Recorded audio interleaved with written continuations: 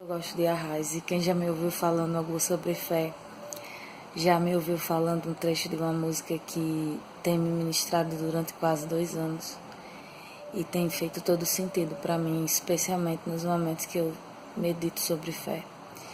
E nessa música tem um trecho que fala assim: somente uma fé que se abalou, inabalável é.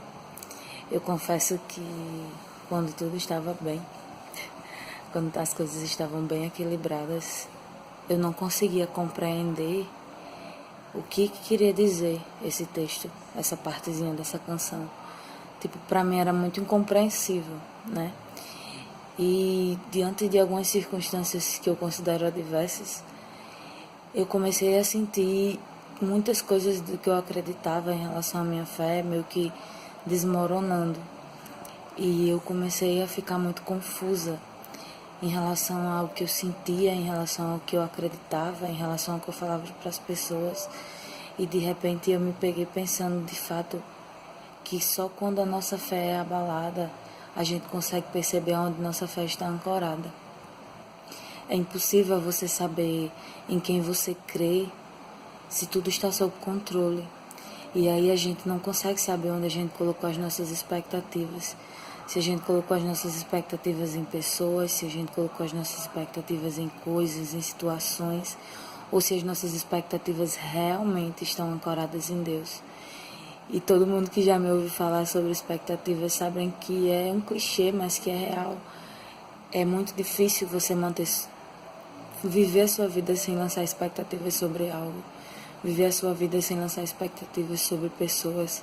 Você espera sim ser satisfeito em suas expectativas, mas o que eu acredito que Deus quer que a gente entenda é que se todas as nossas expectativas forem lançadas nele, nós não vamos ser frustrados nelas.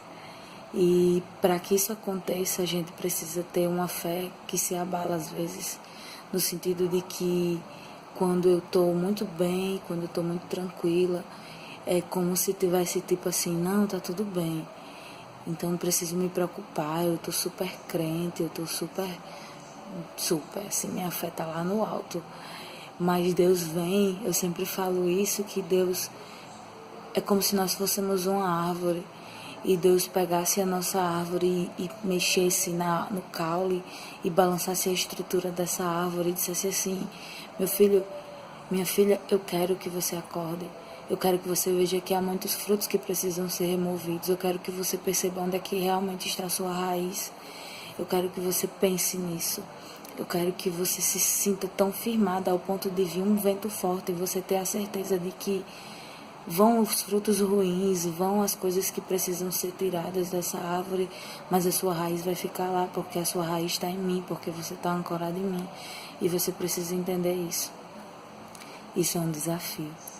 Porque quando você sente Deus balançando a sua árvore, entre aspas, é meio que desesperador você perceber que ainda há muito de orgulho em você, que ainda há muito de expectativas em pessoas, que ainda há muito de expectativas em coisas, que há muitos defeitos, né? Que há muitas coisas que precisam ser mudadas, que precisam ser melhoradas e que muitas vezes a gente não consegue nem ver, porque acha que, tipo, tá bem, tá tranquilo. Certa vez eu estava estudando sobre a poda de árvores e foi muito interessante porque eu não sabia que, mesmo numa árvore frondosa, era necessário uma poda para que viessem frutos melhores.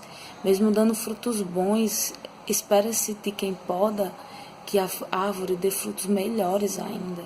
E João fala isso também, né? Muitas vezes nós somos podados para que a gente venha dar frutos melhores e maiores e mais coisas do que a gente está acostumado, do que o nosso comodismo afirma como verdadeiro. E é interessante porque dá medo, porque balança a nossa estrutura, porque nos tira do comodismo, porque nos puxa da nossa zona de conforto e nos faz entender assim: tá bom, mas tem que melhorar. Tá bom, mas precisa ser ajustado. Ou não tá bom e você precisa de fato reconhecer que não tá bom e crescer. E é como a borboleta, que vai mudando, vai entrando num processo de mudança muito intenso até que ela se forme e vire uma borboleta, e ninguém pode interromper esse processo, porque senão o processo para e ela não chega na fase final. Então tem horas que a gente precisa viver essa poda e precisa viver isso sozinhos, com ele. E o que eu espero desse vídeo simples é que Deus ele venha e nos ensine que a poda é um momento de dor muitas vezes, mas que é um momento que Deus quer nos ensinar, que Deus quer nos fazer crescer, que Deus nos quer fazer avançar, que Deus nos quer fazer perceber que nós precisamos melhorar e que esse melhorar não é só para nós, é porque nós precisamos amar o nosso próximo, muitas vezes com os frutos ruins que há em nós não é possível. Então é isso. Que Deus abençoe.